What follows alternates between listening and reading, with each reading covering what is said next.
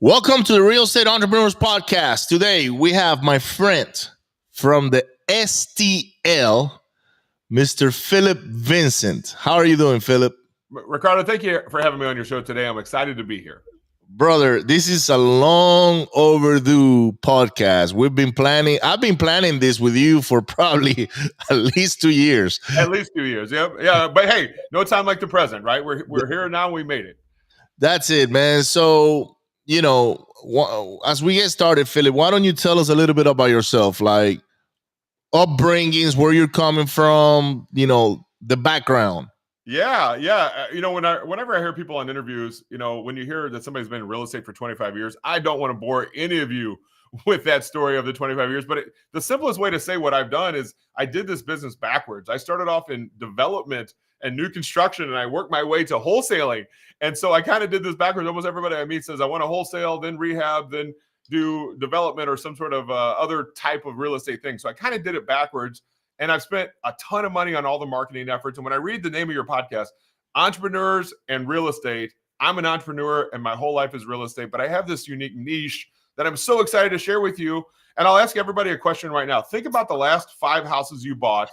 What do you think the average age was of the seller? I want to put that in everybody's ear right now. Ricardo, what do you think the average age of the seller of the last 5 houses you and your company have bought? 60 plus, 70 plus, something like that. Yeah, 60 plus, 70 plus. And so a lot of times somebody that's 65, a lot of times what they're doing is actually selling their 85-year-old parents or their mother's house to pay for long-term care. And so when you think about why anyone sells a house, it's divorce or death or a new child, or maybe they get relocated. There's this other one that Mom's House has really dove into, and that's that move from the forever home into what's called long-term care. And so people, when they hear about what I do, Ricardo, they always say, Phil, what a great little niche you have there. And I always smile because when I think about the word probate, which, by the way, I love probate leads. They're my second favorite leads, but they're a distant second. And I can make it very clear to everyone right now, a probate lead, if Philip and Ricardo are brothers and our parents have passed, Ricardo and Phillip are going to fight for every dollar because what's in it for us, right? It's our inheritance, and we're going to fight for every dollar. The difference with pre-probate or with Mom's House, with people moving into senior living, Ricardo and Phillip, the sons now, because Mom's still alive or Dad's still alive, we're trying to help Nana or Mom move into senior living, trying to help them unlock that equity out of the house. And guess what? We don't get a penny of it. So what do we want? We want this to go easy. We want to work with somebody we trust. We want this to go smooth because we're going to take that equity out of the house to pay the on average cost of $6,000 a month for long-term care. Because Ricardo and I, the two sons, don't want to pay the difference. And what do I mean by the difference? Most Americans, in fact, 95%, don't have the $6,000 a month on average to spend on long-term care. So they usually need to sell an asset to pay for that. Got it. So as they move their parents into a long-term care, it creates a need for the payment, right? For that old person now to be at a what do you call those houses, Phillip? Residential assisted living is what I mean. Assisted living, right? Yeah, the assisted living place, right? So, what is the average cost of a room for somebody at a residential assisted living? So there's levels of care. So I'm going to go up the ladder. So independent living is $3,000 to $5,000. Assisted living, which is what you just referenced, is about $4,000 to $7,000. Memory care is more $7,000 to $10,000. And then what's called skilled nursing, it could be $8,000 to $15,000 a month. By the way, a month. That's more than they make, in their salaries for the most part. I thought of a crazy stat the other day. We're talking about people that maybe paid $15,000 for their house 60 years ago are now paying $15,000 a month for care. I mean, that's ludicrous to say that sentence out loud, but it's the truth. Wow. What is memory care? Memory care is like the end of the line. It's very clinical. Memory care means the doors are locked and you probably have advanced stages of dementia and Alzheimer's, all these things. That's the end of the line. So you remember the toy from the 70s, the yard dart? You throw it up in the air and it landed in the ground. I always think of that analogy when I think about the senior. When they leave their forever home, Ricardo, they might go right to independent, or they might go right to skilled, or they might go right to memory. But it's always that first move from their forever home, whichever one they land in. It's based on level of care that they need because everybody's different. That will dictate how many more moves they have. And so what I mean by that is if you go to independent living, you might be there a couple of years, then go to assisted, then go to memory. Like you might have a few more moves even after that first move out of your house. That's crazy. And the cost of keeping somebody in one of those any of them, it's high. I mean, yeah, 100 grand a year. 100 for the average American, $3,000 a month is a lot of money, man. Yep. Yeah. Oh, hey, and we're not going to be negative today, but we have a huge problem in our country, and it's exactly what you're saying. There's tens of millions of people that need this care, and they don't have the money to pay for it. And I'm going to tell you guys something right now, too. I want to give you something that's very, very unique. Do you guys know what a referral and placement agent is? Most people do not. A referral and placement agent is kind of like a buyer's agent, but for senior living. And to take it a step further, if it's kind of like if you had an apartment building, you would have a leasing agent. Well, senior living communities have these referral and placement agents, these independent people that go out and find them people to move in, and they usually pay them 1 month's rent. So, Ricardo, if the average is $6,000, that means you might make $6,000 for bringing a family to the right care home. And when they move in, you get paid $6,000. Okay, so that's a new business model. Basically, I have a house, yep, and I condition it for senior care, basically, you know, like, or a room. I don't know if it's the whole house or maybe a room, and I connect with this, basically with these referral programs. They'll send a person that qualifies for that room, yep, and I get paid. Yeah, and so if you and I own one of those care communities, occupancy, or they call it census, is a nice way to say occupancy.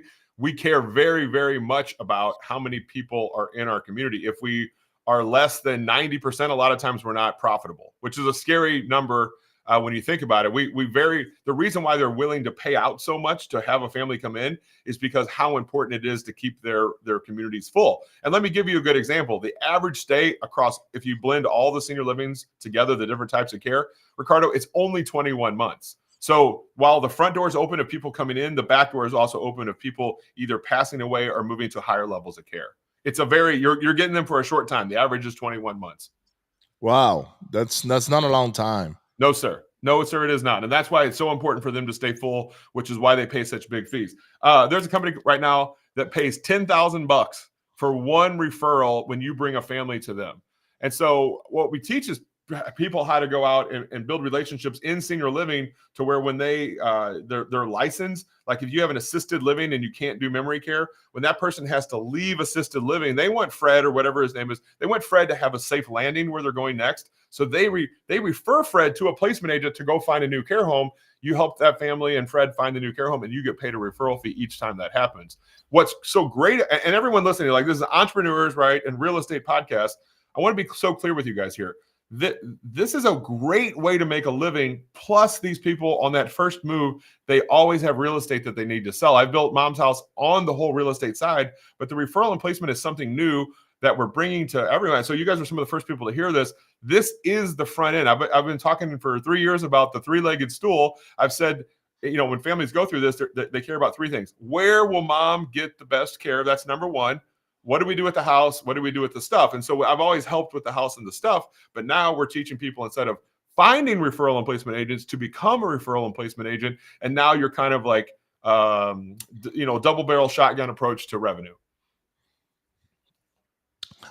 As you were talking, man, I was just thinking about so many things, because I grew up in South America, in Venezuela. Okay. Yep. And usually over there, when people get old, we just hire maids to basically take care of the elderly. Yep.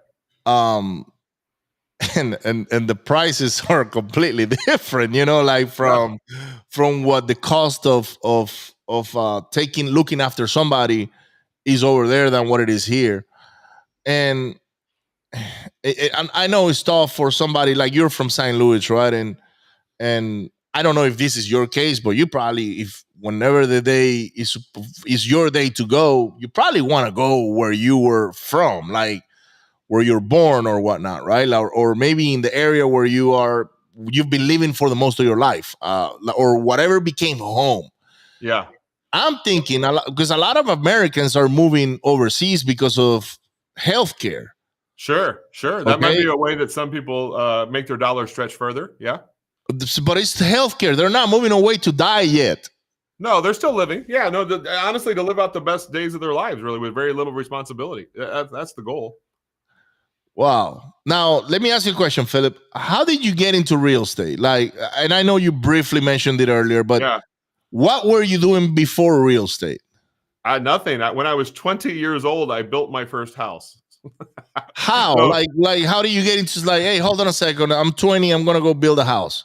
Well, first of all, I'm pretty stubborn, and and people tell me I can't do something, I'll put my head through a wall to prove I can. And so, in my family, the Vincent family, my cousins are all in construction.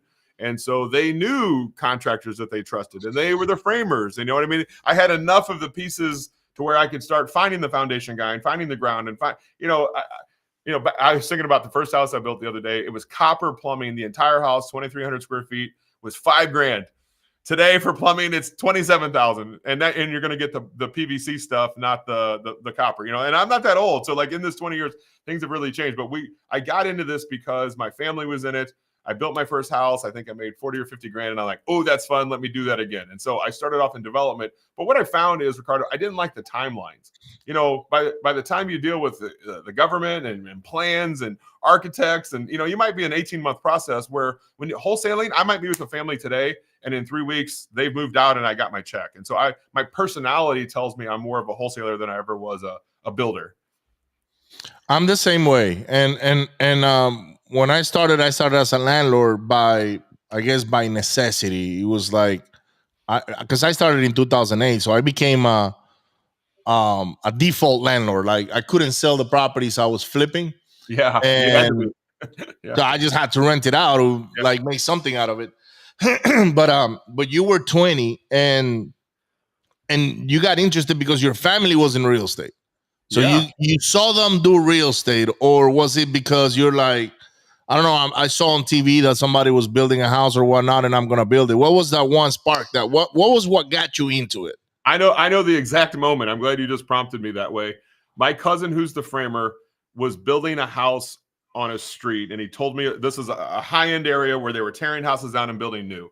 And the builder paid $300,000 for the lot, and he paid $700,000 for the house. So he had $1 million in it. And he listed it for he's going to list it for $1.4 million. He was going to try to make around 350 to 400. At the same time, a house that was already built, so an older house, went on the market for 1.4, the same amount that the builder was going to try to build his new house for. So he decided to raise his price to 1.8. And my cousin's telling me this story, and I'm listening, and he said, so he put it on the market and he got 1.8. And my cousin said, wouldn't you hate that? And I said, hate what? He goes, having to pay taxes on making $800,000. And I go, what? I laughed because of people's psychology. Like my cousin looked at it as a negative to make $800,000 on one deal. And I'm like, holy crap, that's exactly the kind of problems I'm looking for. So I think that was that flashpoint of that moment to be like, that's the kind of things I want to do with my life. Why do you think you were wired different than your cousin? Because he was definitely wired for, maybe he heard a lot, I'm tired of paying taxes this, taxes that. And on your case, that was not your case. You were like, hold on a second. Those are the kind of problems I want to have. Well, I mean, I've had money and I've been broke. So I've learned that I like having money better, right? I've just learned that. I'm just, I don't look at money as greed. I look at money as freedom bullets, right? The more freedom bullets I have around me, the more I can have a good life. And so I've always looked for those kind of problems. I mean, options, right? I think when you have money, you have more options. And even like with senior living, right? Remember I said only 5% of people have the money to pay for care. Guys, you better believe you want to be part of that 5% because you have way more options. It's not pretty for broke people getting older, right? But at least if you have some money, if you're in that 5%, or at least have a house you can sell and get that money to pay for care, you're going to have a much better end of life experience, is what I've learned. What do you think? Let me go back to why you wanted to make money, or why you saw that as a good problem and he saw it as a bad problem. Where do you think you picked that from? Like, at some point you had to be exposed to somebody saying it's okay to pay taxes, as long as or the more money you make, the better you are. Your cousin didn't have that. No, you did. I grew up in a pretty conservative area in town and family. So, you're probably saying who was the entrepreneur that got me there. Didn't really have that, Ricardo. I mean, from kindergarten, I was selling my mom's cookies for $1 a piece. I had the mowing grass business when I was 11 and 12. I was flipping cars before I was 16. So like, that's just always been in me. I look at the kids today and think about having the internet and AI at their disposal. Like my sons are 9 and 11. I just laugh. It'll be like, these knuckleheads have no idea how easy it is to start a huge business. The whole world is your garage sale. Like you can be scared about AI, or you can say, hey, there's this giant opportunity. I guess, Ricardo, to answer your question, I always look for the good in everything, or I look for the opportunity in everything, where most people look for the negative, and I don't do that. I love that. I love that. I'm the same way. And now I did come from my father was an entrepreneur in the insurance business. So he was an insurance sales guy, and he knocked on doors selling insurance and all that. And I wanted to be like him. And he was always like dressed up with a suit. And I remember like he used to take me to school, and he would put on these tapes, Zig Ziglar, Tony Robbins. And I was like, that's fucking boring, man. Why are you listening to that? And why don't you play some Guns N' Roses, or why don't you like play something else? And he was like, son, this is what's gonna make you a lot of money in the future, if you work on your mind. And at the time I was a kid, man. I'm like, my dad is crazy or whatnot. Thank God he did all those things, because he was just rewiring my brain, or putting those I guess those thoughts into my subconscious mind while he was taking me to school. And later on in life, it paid off. But it's amazing to see you and your cousin, how both of you were so close, but at the same time were so different from a thinking point of view. He saw taxes as a problem. You see it as like, hey, let me pay more. That means I'm making a lot more money. That's right. I think what's worse than not paying taxes is not having any money. If you didn't make any money, you don't have to pay any taxes. I think that's a way worse problem than needing to pay big amounts of taxes. Now, what is your cousin up to today?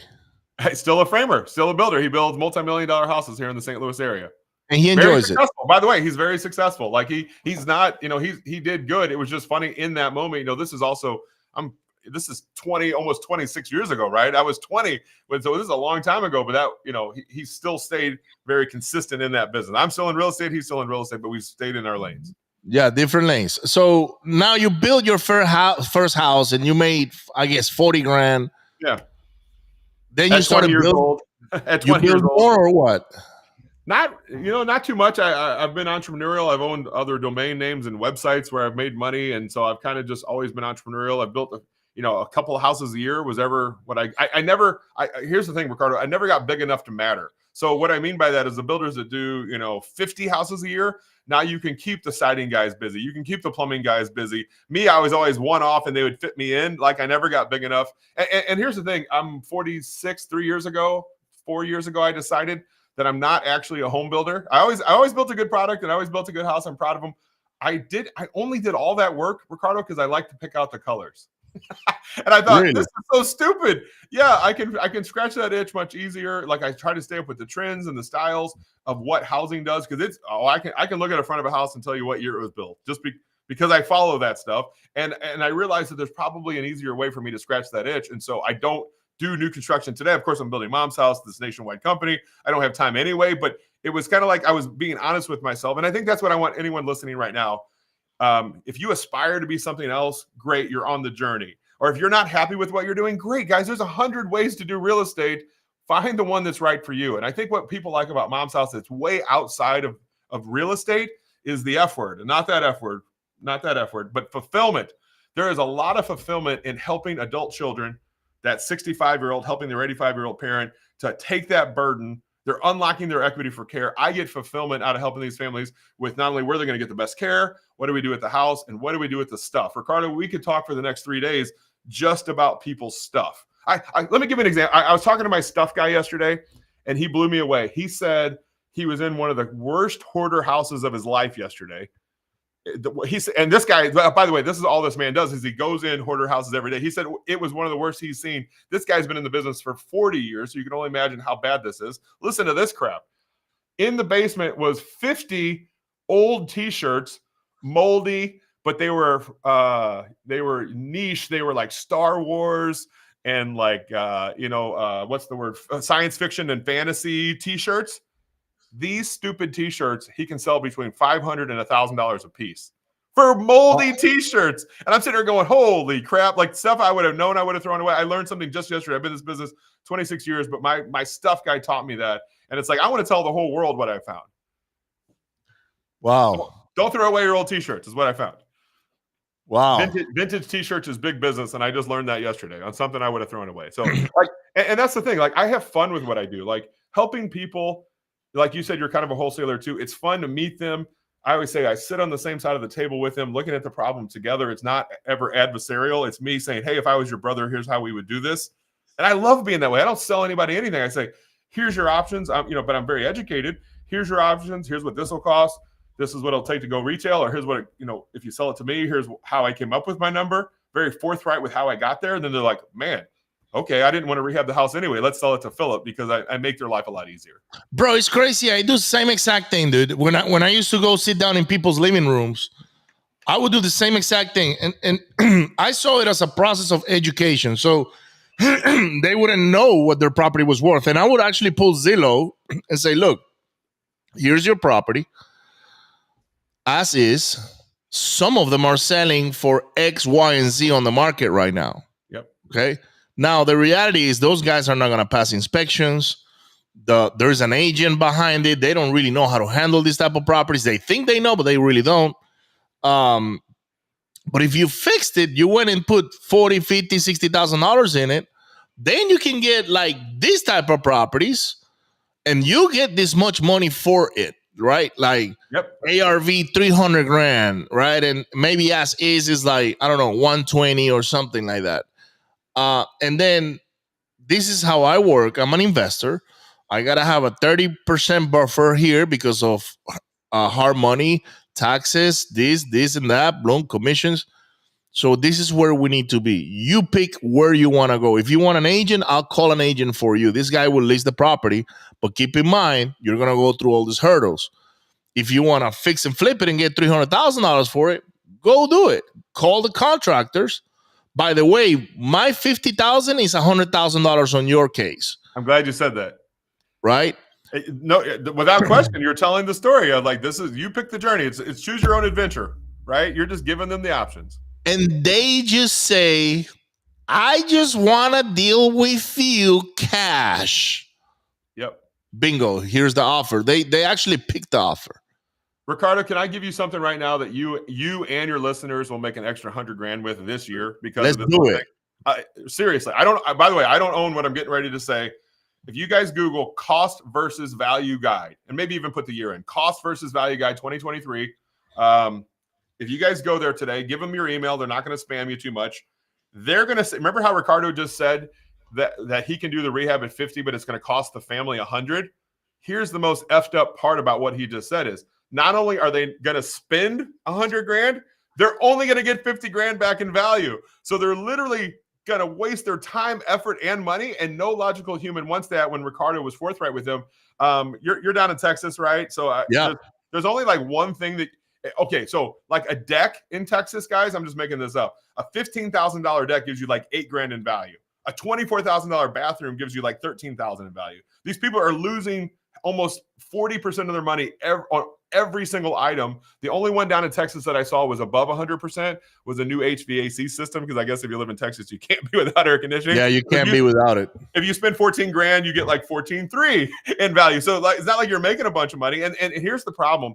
So many people do really bad math when it comes to this. Because mom's house was paid for, they go, oh, let's just go ahead and spend the 100 so we can get the 300. That's bullcrap. They got to, by the way, the conversation that all we're ever going to have is the two net numbers. What do you net with Ricardo? What do you net if you go on your own? And when you show them cost versus value, because I love the way you presented it, but what I just gave you, Ricardo, is not going to sell them. It's going to sell themselves. That daughter you're with is going to call her brother up in North Carolina and be like, I don't think we should rehab at all. Ricardo gave me his numbers. He can do this rehab for 50. It's going to cost me 100. Why the hell would we want to lose money? Like, you've allowed them to justify the sale to you, and you didn't sell them at all. You just, like you said, made them more aware. You educated them so they can make the right decision for them. So, all right, fast forward. You got tired of picking out colors, even though you liked it. Yep. And in the time frame, because you told me, hey man, hold on a second, my time frame is probably 12 to 18 months on a recycle, on building a house. Yep. In between the time I build it, then I go on the market, I sell it, market it, blah blah blah, closing cost and all that, and you close on it, you get your check. Literally, you gotta wait a year and a half to get paid. Yep.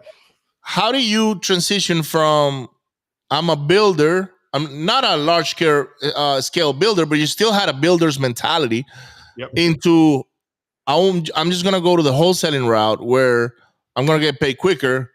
It's less money, because in reality, it is a lot less money, depending also on the type of leads that you're getting, because I know my best leads are the probate leads. Like, those are the bigger spreads, right? Yep. Or it's been on my case, at least. How do you go from, or when did you discover wholesaling? Like, let me go back to that. Like, how do you became aware of that? Early 2000s, I was doing driving for dollars before that term was ever even came up. I just did that organically. I'm such a nerd. I like to go on. I've been an agent forever, and I still like to go to houses on Sunday. Like, why? I mean, I like it, right? And I was driving for dollars. I was knocking on the doors where the grass was tall, or they had the roof was bad, or the windows were, like I was doing these things before I knew what I was even doing. And I liked taking those houses that were teardowns in areas where there was already new construction and selling back to other builders, because builders are very not emotional. They're just like, do the numbers work? And do I want it? Let's take it. So I love that no emotion. And so just like everybody else, you got started in 08. Well, in 08, I was I've been always curious as where's the best source of leads. And so what did everybody do in 08? We started working foreclosures. And back then there was a ton of foreclosures from 8, 9, 10, and 11. And I was, buying foreclosures. Today, there's not, guys, there's people still to this day think I buy foreclosures. Very rarely in the past decade have I bought maybe one foreclosure, right? It's never foreclosures the way it used to be in 08, 9, and 10.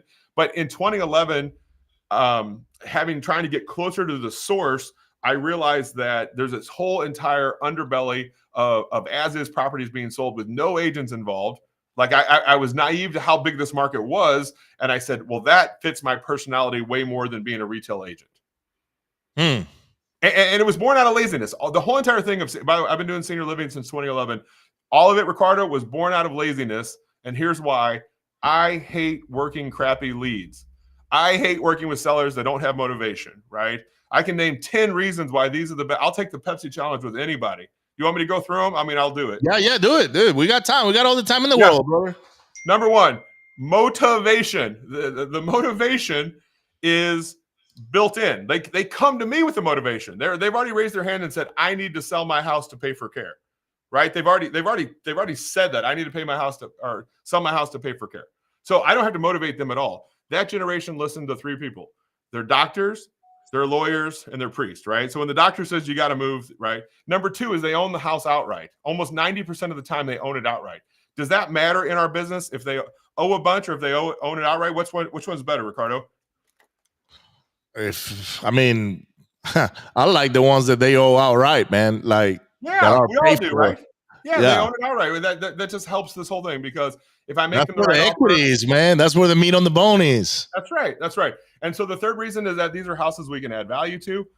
Even if mom kept up a little bit, maybe she got a new roof in 2017 when the hailstorm came, or maybe she got a new hot water heater. Very rarely is the kitchens and baths and everything updated to 2024 style, right? So it's a house we can add value to. So as investors, if every house was retail ready, we wouldn't be even on this show right now together, right? We're looking for houses we can add value to. There's less competition in what I do. I maybe compete against a real estate agent, but it's never like direct mail or pay-per-click where I'd show up and there'd be 10 other people there that I all know. We all know each other, the cattle calls. Like, I don't have that happen in senior living. The 5th reason is these are warm referrals from someone in senior living saying, hey, call Phillip. He's the guy I trust to help you unlock the equity for care. When they hand me that warm transfer of trust, I could be halfway incompetent and still buy a lot of houses because of how that lead came to me. Here's the kicker. Number 6, these leads are free. If you go build relationships in senior living with the right people and tell the right story and be the right person for them to be a tool for them, then they will refer. I always call it an oil well. There's another Texas reference. These relationships are like oil wells because each day they're dealing with families going through this, and they will continue to pump families to me over and over again when I solve their problem. Everybody cares about what's in it for them, right? And that person in the senior living world, vendors or contractors that are working with these families, they also want that house to be sold so they can unlock the equity so they can get moved in, right? It's like lubrication for the industry. So that's 6. 7 is market size.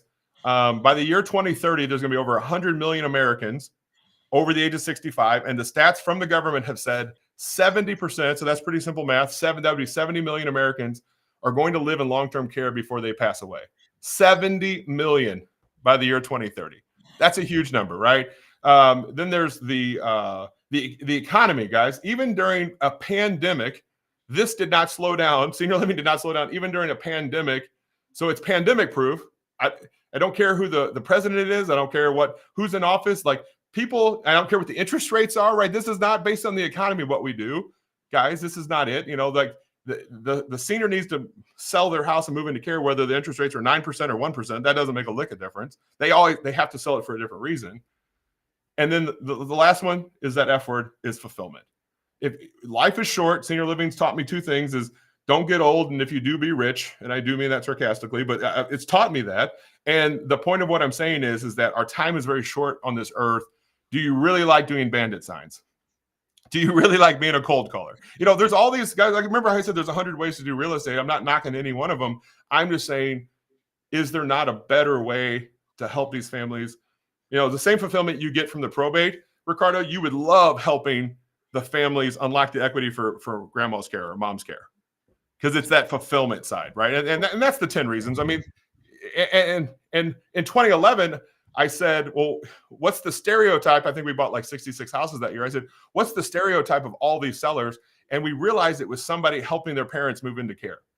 Was a lot of our sellers. Just like you said, your average seller is 65 to 70. Well, yeah, and I know we've done some pre-probate leads, right? Like in the past, I just never called them that way. I just called them, there's somebody that's about to die or something like that, and we got to buy the property from their kids that are trying to solve the problem. They're either trying to put the person on a long-term care, or they're trying to decide who's going to take what money. Like that's one of the two. So right? Hey, let's define the word pre-probate real quick too. So in our industry, some people, so if a person has passed and they haven't filed it yet, that's considered pre-probate, like with the power of attorney and all those things. That is also called pre-probate. I kind of mean more generically, like you and I are both pre-probate, right? We're pre-probate. Both of us are. Our world is like 20. Remember how we said 21 months? We're like 2 to 3 years in front of an actual probate case. Of course. Mom's still alive. In fact, it could be the best years of her life if she finds the right care. That's right. So that's what we call pre-probate, is being exposed to a future probate around our environment, right? Yeah, that's right. And that's your niche. That's where you focus on. That's what you teach people how to produce. Now,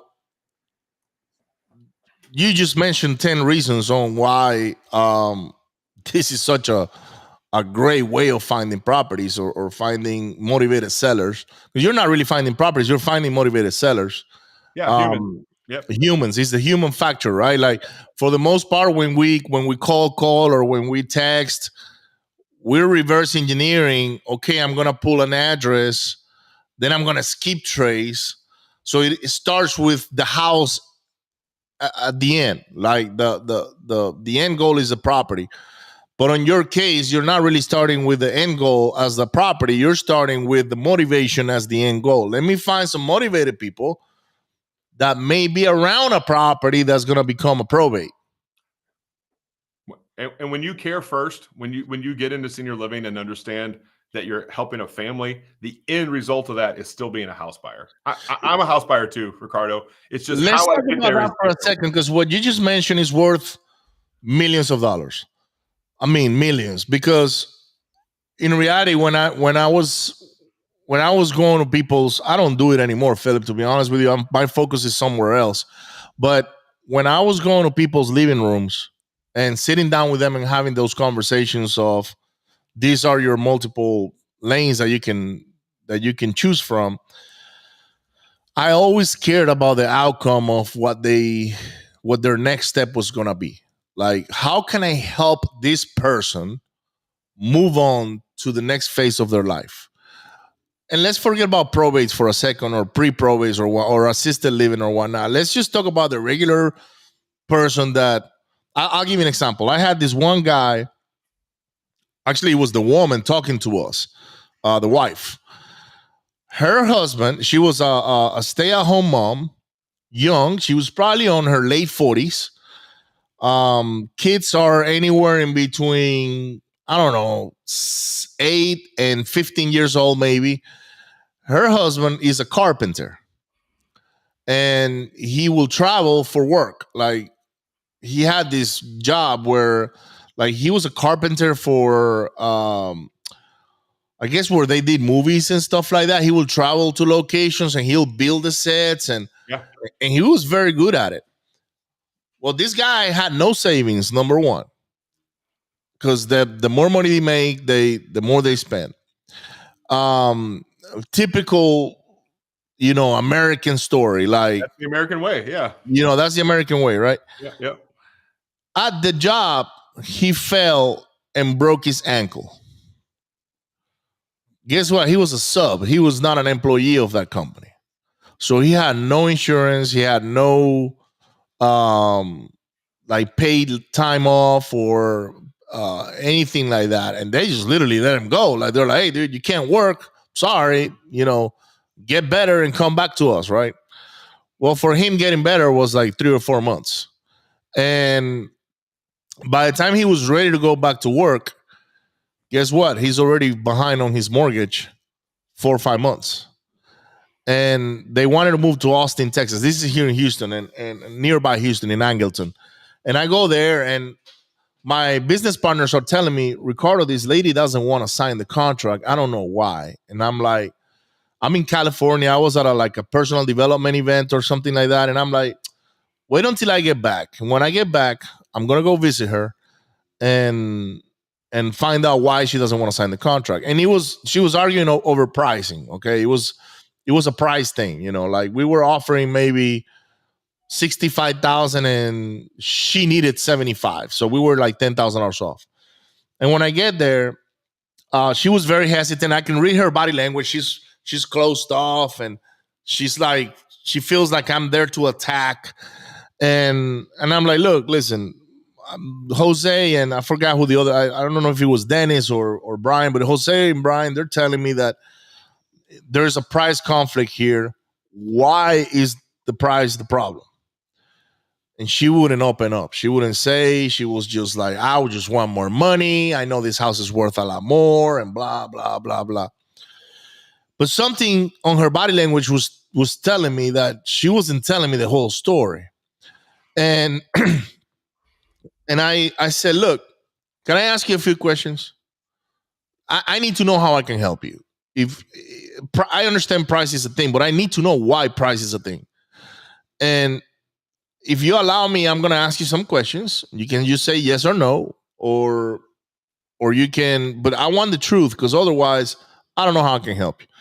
And I start going through a series of questions. And one of them is, okay, where are you moving? And she's like, I'm moving to Austin, Texas. I was okay. Do you have a way to move your belongings there? No. Yeah. Okay. What if I can help you move that? Will that help? And I know now mentally that's costing me a couple of grand. Like, okay, this is $2,000-$3,000 I'm gonna have to pony up to help her move, getting a U-Haul or something like that, and maybe a crew of people. Her husband couldn't walk either because he was doing good, but he wasn't fully recovered, so he couldn't be with a broken ankle. He shouldn't be helping anybody move. So broken ankle. That's right. So I'm like, okay, I'm gonna have to help her move. Then I go, are you current on your mortgage? Bro, her face she's like, yes. And I'm like, okay, how many months are you behind on your mortgage? And she's like, she started hyperventilating. She was like, oh my God, this is so embarrassing. And I was like, hold on a second. This is not embarrassing. I'm here to help. If you tell me the truth, I'm like a doctor. You need to tell me the truth. That's right. If you don't tell me where you caught the STD, or how you caught it, I'm not gonna be able to help you get rid of it or whatever. So she finally tells me I'm 5 months behind on my mortgage. I cannot believe I'm telling you this. And I was like, look, lady, I understand now. Okay, this is why you need 75,000. Can you bring me the mortgage statement and the reinstatement letter and all of these things? She didn't have a reinstatement letter yet, so I had like, you have to call the bank, get one, so we can see how we can help you. And then I started running numbers on my end. I'm like, okay, am I just trying to beat this lady down, or can I just leave with a smaller assignment, right? Yeah. And I start running the numbers, and finally I said, look, this is what I'm going to do. I'm going to give you the 75K you're asking for, because I know that's going to take care of your arrears. She didn't want to do a subject to at the time. It was not for her. Like, her dream was to buy another house and blah, blah, blah. The American dream. You posted it earlier on the family mastermind, right? Yeah. So, which you're wearing the sweater too, the hoodie. Long story short, I ended up giving her the 75K she wanted, but I also helped her move. And, after everything was said and done, she wrote me this beautiful letter like, Ricardo, I'm in Austin, Texas now, and thank you so much for helping me move to my new apartment. It's beautiful. My husband has finally fully recovered, and he's back to work, and we learned a lesson now to put some money away and blah, blah, blah. But if I didn't come from a place of service and I was just thinking about my profits and not how I can help this woman, I would have never gotten that deal done. And I just had to ask the right questions, like, and watch her body language and understand how somebody behaves. So a lot of these wholesalers, man, they don't focus on that. They don't focus on the person. They focus on how much am I going to make it, or they focus on the house, not the human. Exactly. And Ricardo, by the way, guys, we buy messed up, and it's either the house or the human, and most of the time it's both. They're both messed up. They're both messed up. They're both messed up. The house is usually messed up. It's not retail ready. The human's messed up. That's why they're moving. And so the empathy, that word, by the way, how did it feel to help that lady? How did it feel to get that letter? Amazing, bro. I don't know how many times I did that. I don't do it anymore. And I don't do it anymore because I am better than that. No, I just found a better use of my time. Yeah. But I every time I did something like that, it just felt amazing because you set that person up for success for the next phase of their life. Social capital, we call that. You got paid a lot of social capital to do that. And now imagine the emotions of your mother now has, something where she can't take care of herself anymore, right? And like you said, the American, there's also American guilt. I said in Venezuela, we just bring somebody in to help. We don't do that in America. We put them into senior living. There's guilt there. So what do we do? What do we do, Ricardo, as Americans? We try to put them in the most expensive one we can find. Yeah. Because it's our own guilt, right? And so we have to figure out how you're paying for it. Now you're paying. So you're justifying why you're putting that person in a nice assisted living facility. That's right. And for not very long do we say, oh man, I can't pay the difference for mom for very long until we need to sell. Like it's a real motivation. Like when they come to me, like they need to sell. And I'll tell you guys right now, your life changes today when you only work with people that need your service versus trying to force somebody to like sell you their house. Let me tell you one crazy story I had. I don't know if this is the craziest one. I've had so many, but I get this call one time, and I go to this property, beautiful house on like 1 acre. And there's this lady, she's almost 75, something along those lines. And she wants to sell a house. And I go into the living room, I sit down, and I start going through the same, script. Like I'm trying to find out why she wants to sell a house, where she's moving after the fact. And I'm like, so where are you moving once you sell your property? Because this is a nice property. You have your own water well. It's pretty well taken care of. Now I'm thinking I'm getting a slam dunk deal on this one. Like I just need to slap paint, maybe some flooring, refinish the kitchen and I'm good. I can go retail fast on this deal. She's like, well, I'm buying an RV and traveling the country with my boyfriend. And I was like, where's your boyfriend? Oh, he's in South Africa right now. Uh-oh. Unfortunately, I know where this is headed, I think. I'm like, South Africa? What is he doing there? Well, he's trying to get over here to the US, and he just hasn't been able to come here because he was coming through the airport in Dubai and he got stopped with some gold he was bringing, and they're asking him for money so he can get out of like whatever situation he was. And he's telling me this weird freaking story, and I'm like, South Africa, Dubai, gold. And I said, how long have you guys been together now? Oh, we just started dating about a year ago. I said, really? Okay. And, when was the last time you saw him physically? Never. Oh, I never seen him. And I said, it's horrible. Why are you selling this house again? Well, I need to sell the house because I have to send him the money so he can get out of the challenge he's got. And I was like, okay, have you sent him money already? And the answer was yes. I sent him Bitcoin. I was like, Bitcoin? Yeah. What is a 75-year-old lady doing sending someone? Come to find out, Philip, and I can see you getting mad because you've probably been in front of this before too. Yeah. This lady was getting swindled, man, and these bastards were just taking advantage of a 75-year-old lady that she fell in love online with this fictitious person. They had already taken some money from her. I don't remember how much, but it was a substantial amount, maybe 10, 20 grand, something like that.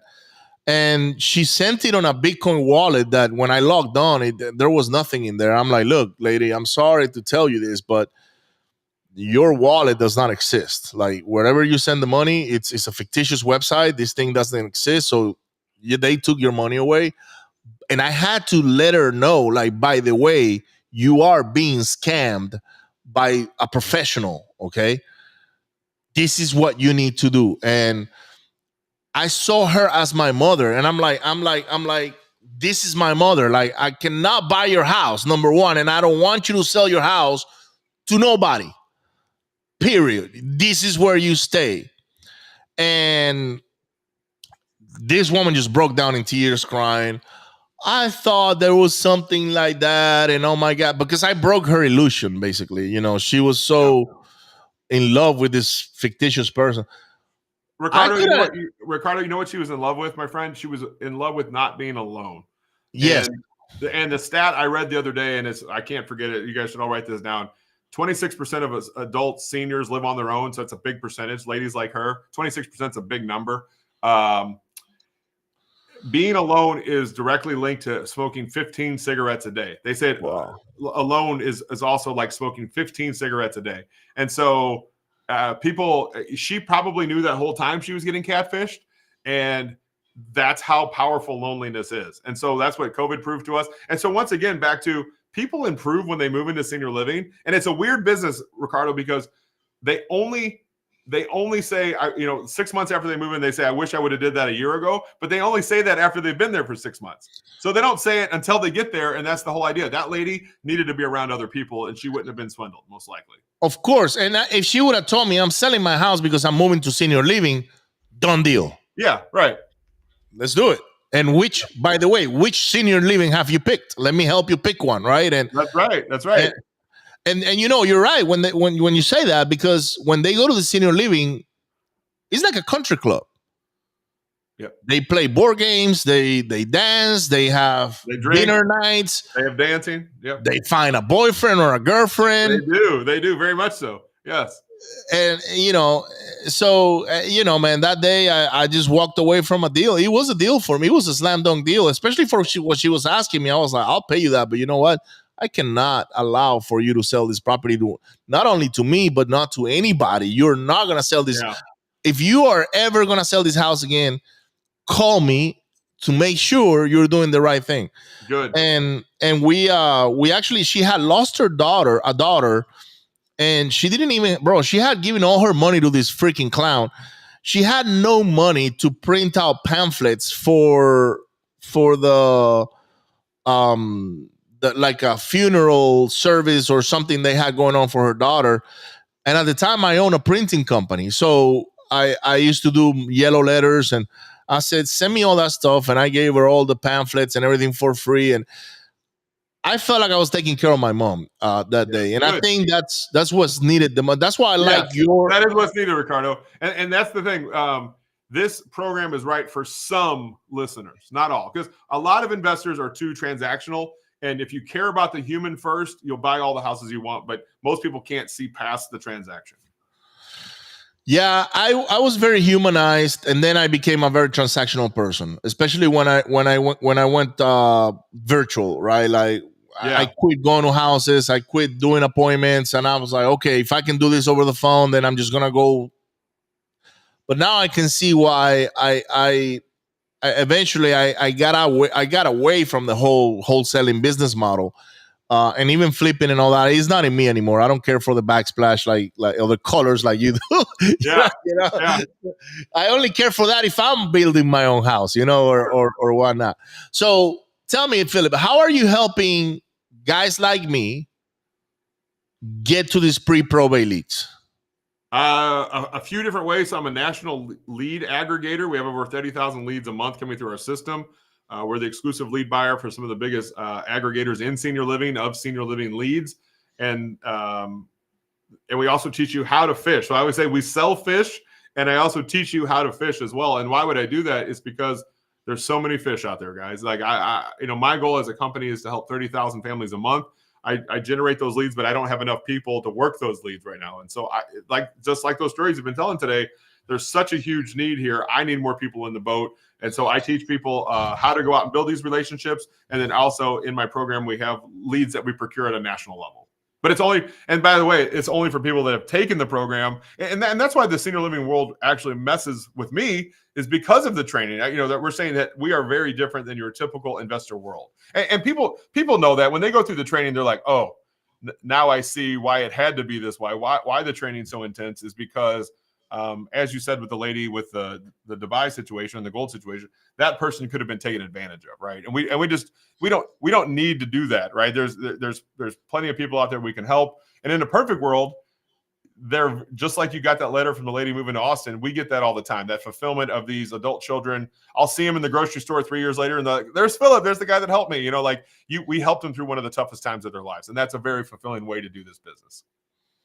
Yeah, that lady, she could have been taking advantage from the guy swindling her for the money, and from the wholesaler as well, because he could have just lowballed the hell out of her to make a quick transaction or whatnot. And she's desperate because she needs to, help this guy who's in jail in South Africa. Some fucking he ain't in jail.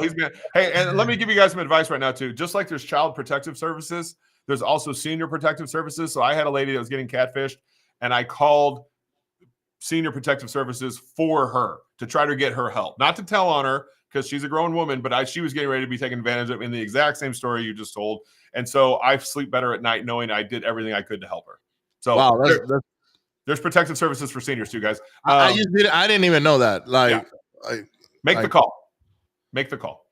If you see something, say something, right, man? If you see something, say something. And even if you, like, I've had other ones before too, guys, where there was hoarders and it was super dangerous. And I called the local fire department, like, oh yeah, we know Paul and Cindy. We go there all the time because it's very dangerous. And they said we can't do anything about it. But I felt better because I tried to help them, right? And so we can only do what we can do. What's the worst hoarder house that you have seen?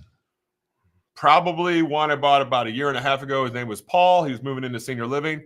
From his second-story bedroom, him and his wife would lay in their bed, and they would feed the pet raccoons that were living in the house from the bed. That was their pets, their children. Yeah. Nasty. There was probably 10,000 Coca-Cola Diet Coke cans in the corner. It was so big, it was like Scrooge McDuck and the gold, like it was just up to the ceiling, but it was like, gravity had brought it back down. It's and by the way, when you see hoarding, guys, you know what you're actually seeing? You're seeing mental illness. Yes. That's what hoarding is, right? And by the way, there's levels of hoarding. You might all think your mom's a hoarder. There's retail hoarders that buy too much stuff from QVC, but the house is clean. And then there's like dead carcasses hoarding. And there's levels to this, but either one of them is usually there's something missing in their life that they're trying to fill that void, right? And so just know that that person needs to be loved on and hugged on and helped. Yeah, my mother was developing something like she was collecting. Like she will be driving and then she'll see a beautiful table, like a wooden table sitting on the curb. She'll be like, "Oh, I'm gonna pick that up because I'm gonna resurface it and I'm gonna fix it, and then I'm gonna use it or sell it or whatever." And this is back in 2006 or 7. I just happened. She lives in Miami. I went to Miami and I opened up the garage and I'm like, "What is this?" Like, it was just the garage. Like the garage had all these chandeliers, had all these tables, and I asked my little brothers at the time. I was like, "Guys, how long have those things been sitting in there?" And they're like, "Dude, I don't know. Mom just keeps bringing stuff into that garage because she says she's gonna work on it, but she never does." And I'm like, this is weird. So I started asking her questions about all this stuff. Like, "Mom, where do you get this chandelier? Mom, where do you get this table?" And she will tell me stories on how she picked them up or somebody gave it to her or whatnot. And I'm like, "When are you going to fix this?" She's like, "Oh, I'm waiting to get to this and I'm waiting to go to the store or always waiting for something." Right. So I was starting a new business and I needed a space. And I said, "Guess where my space is? Is that garage." Because I needed to store some boxes. And I picked up her minivan one day. She was not at the house. And I just went to the dumpster like 10 times. And I just dumped everything on the dumpster. By the time I came back, I was like, "Mom, let me show you what I did. I just organized the garage for you." What did she say? She freaked out. Well, I was gonna say, I already knew she didn't like that. Brother, she was shaking. She was mad. She didn't know what to tell me. And here I am with a big smile. It's like, "I just fixed it for you. Look how beautiful it is now." But I'm so happy I did that, Philip, because that's the day I told her you were becoming a hoarder. And and don't bring anything back to this garage ever again, I'm going to throw it away. I don't care. This is your house. I'm going to come here and throw your shit away. And that's when she fixed it. Yeah. And sometimes that's what people need. Was emotional, right? It's a tough conversation. It was a very hard conversation for me and her, but I'm so happy we did it because guess what? She's not a hoarder today. She's far from one. And you're right. She was feeling a void. She was like feeling something by collecting all these different things. And later on, I found out what it was. And I was like, "Mom, just, go have fun. Go enjoy life. Go do all these other things. That's going to fulfill you. And now you don't have to collect other things and become a hoarder." But if you're listening to this and you have a parent that's becoming a hoarder, that's something you got to attack from the beginning. Otherwise, get in front of it. Yeah, we got to get in front of it because it's once they develop it and they go into it. I bought a lot of hoarder houses, Philip, but there was 2 that got my attention. One, this lady had trails around the house, but they were like halfway. Like the trash was like up to this high, like maybe to my torso. And it wasn't trash. It was like a lot of purses and like clothes and stuff like that she had been collecting throughout the years. And I remember walking in her house, in her trails, and I'm making rapport with her and trying not to touch anything. And I can see spider webs and things like that around the living room. I saw some roaches going into the pot of freaking rice she was cooking. And I'm like, "Oh my God, these people are getting sick." And I get to the end and there was a child or like it was a young person. Like, I don't know how old that person was, but I think he was a teenager, maybe, laying down on top of a bunch of clothes. He was sleeping, the person, and it suddenly moved, and I got scared because I hadn't noticed that person right in front of me. He was right in front of my face, and when they moved, I was like, "Holy shit!" And then she's like, "Oh my God, mijo, don't worry about it. That's my nephew," and blah blah blah. And I'm like, wow. So I get to her room and she had just this much on her bed where she slept sideways. Yep. She couldn't even sleep on her back. Yep. We pulled out 11 dumpsters out of that house. And it was a 13 square foot house. Wow. 1,300 square foot house. Yeah, that's full. We did another one, 3,000 square feet. All the way to the ceiling. It was more than 30 dumpsters. And then I get to the attic, and guess what? The attic is full too. And I'm like, oh my God, like, when is this going to end? Outside of the house, you couldn't tell. Yeah, you couldn't tell. And guys, I want anyone listening to know that Ricardo and I aren't going to change this, right? This is happening to America. I mean, it's happening to more than Americans, but in America, there's a lot of this happening. 7 out of 10 are going to move to long-term care. A wise man once told me, you remember Jim Garino, he told me, we're all going to work in senior living, whether we want to or not. So we might as well embrace it. This is where the inventory is going to come from. That first question when we started today was, think about the last 5 houses you bought. And almost everybody says, Phil, I think I've been buying houses from seniors anyway. And I go, I know you have been, but just have you built a process around it to get in that flow of the exact flashpoint? I'll give you a good example. When people pull a data set to email to, they say over the age of 65, have lived in the house at least 20 years and have equity. Well, why would you pull that set, right? Why would you direct mail that set? It's because you're hoping that it's the moment they need to sell. And what I'm trying to tell you guys is if you just get into senior living, it's the literal time when they raised their hand and said, I need to sell. So you could cut out all the waste of direct mail, which I like direct mail. I'm just saying it's spray and pray. But if you work in senior living, it's the exact moment they've raised their hand and said, okay, now it's time to sell. And that's that point. Don't you want to be closer to, like in sales, you don't want to be too early because you've wasted your money, and you don't want to be too late because they've already sold. You need to be right in that flashpoint. And that's what this is. How can people get in contact with you, brother? momshouse.com/Ricardo, RICARDO. Let me type that here. momshouse.com/Ricardo. Guys, get with Phillip. He's a master at this type of leads for you. Whether you're a fix and flipper or a wholesaler, this is completely worth it. Those have been my best leads ever. Those are my best spreads in that, but they give me the best fulfillment when I help somebody out like that, because I know that we were able to solve a problem for a family. That's the American dream, Ricardo. To help a lot and make a lot. That's the American dream. I love it. Guys, don't forget to hit share, like, and subscribe. Find my friend Phillip Vincent. I'm looking forward to see you in a couple of weeks, brother, in Tampa, Florida, the Family Mastermind. And I'll see you on the next one. You take care. Have a great day, guys. Thanks, guys. Thank you for having me.